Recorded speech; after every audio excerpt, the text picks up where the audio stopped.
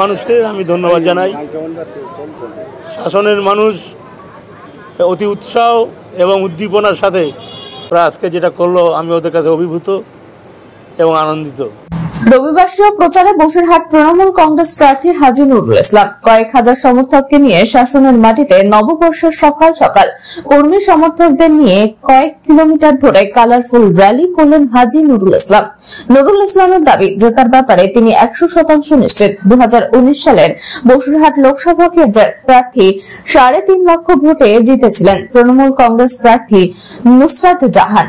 এবার সেই মার্জিন আরো ছাপিয়ে যাবে এমনটাই আশাবাদী বসিরহাটের তৃণমূল কংগ্রেস প্রার্থী হাজী নুরুল ইসলাম। এদিন বলেন, বিজেপির সর্বশক্তি দিয়েও লড়লেও সন্দেশখালীর সামান্য ঘটনাকে বড় করে দেখালেও বিজেপিকে কোনোদিনও পাত্তা দিতে চায়নি বসিরহাটের তৃণমূল কংগ্রেস প্রার্থী Haji Nurul Islam. Bureau report, ES news Bangla.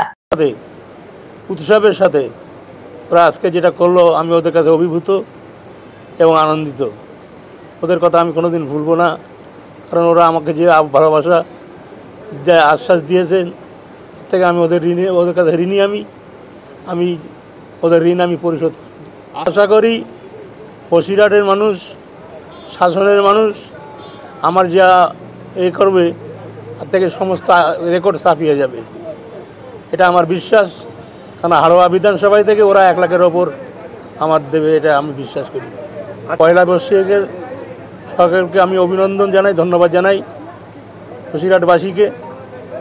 তারা আমার আন্তরিকভাবে ভালোবাসা নেবে এবং আজকে পয়লা বৈশাখের একটা নিদর্শন হয়ে থাকবে। আমার কাছে এটা আনন্দের দিন হয়ে থাকবে, কোনো চাপের আসে না। আমরা ওটা কিছু মনে করি না।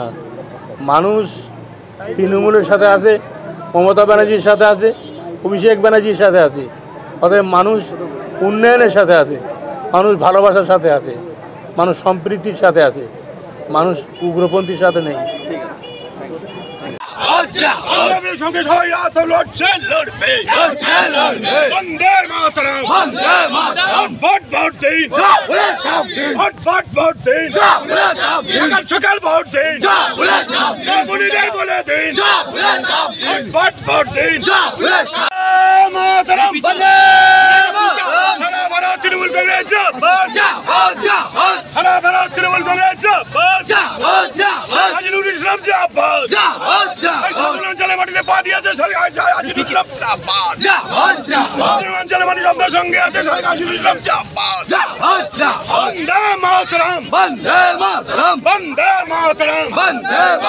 আমরা 100% আশাবাদী, কারণ হাজী সাহেব আমাদের ঘরের ছেলে।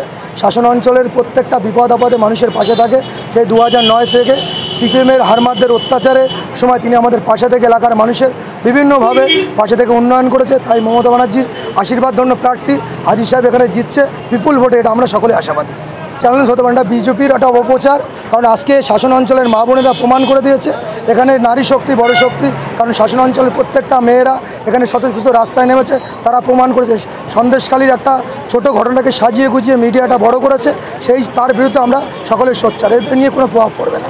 নিশ্চয়ই আমরা 3.5 লাখ ভোটে আমরা লিড হয়েছে, এবার আরও বেশি ভোটে লিড হবে, এটা আমরা 100% আশাবাদী। নাম জিয়াউল ইসলাম, শাসন পঞ্চায়েতের উপপ্রধান।